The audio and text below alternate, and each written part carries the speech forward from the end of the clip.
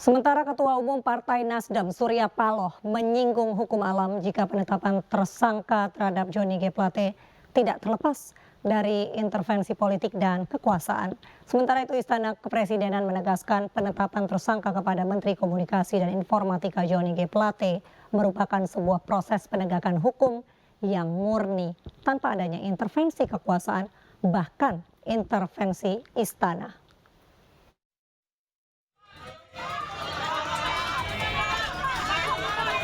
Setelah Menkominfo Johnny G. Plate ditetapkan menjadi tersangka dugaan korupsi menara BTS 4G, elit Partai Nasdem merapat ke Nasdem Tower di Menteng, Jakarta Pusat. Dalam pertemuan tersebut, Partai Nasdem memastikan akan mengikuti proses hukum terkait dengan penetapan tersangka Menkominfo. Ketua Umum Partai Nasdem Surya Paloh menyinggung hukum alam jika penetapan tersangka terhadap Johnny G. Plate tidak terlepas dari intervensi politik dan kekuasaan. Jadi proses hukum ini harus kita hormati. Kami tetap menghormati ini.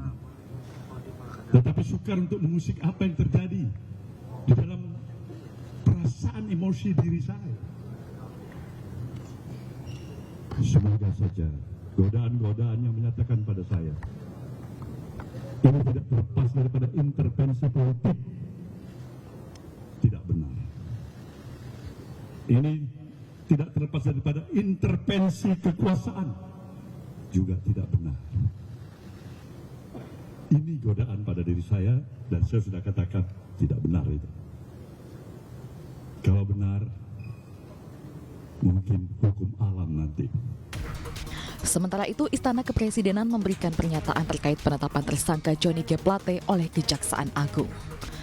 Pemerintah menyampaikan apresiasi terhadap aparat penegak hukum atas upaya pengungkapan kasus korupsi yang mencapai 8,32 triliun rupiah tersebut. Bahwa tentu saja dipastikan bahwa kasus ini adalah kasus murni yang terkait dengan tugas dan tanggung jawab Pak JGP dalam tugasnya sebagai Kementerian Komunikasi dan Informatika dalam hal perkara BTS. Ali Mokhtar Ngabalin juga menegaskan penetapan tersangka kepada Menteri Komunikasi dan Informatika Johnny G. Plate merupakan sebuah proses penegakan hukum yang murni tanpa adanya intervensi kekuasaan, bahkan intervensi istana. Ia juga menyatakan pengungkapan kasus korupsi BTS 4G sebagai bentuk komitmen Jokowi dalam memberantas korupsi tanpa pandang bulu.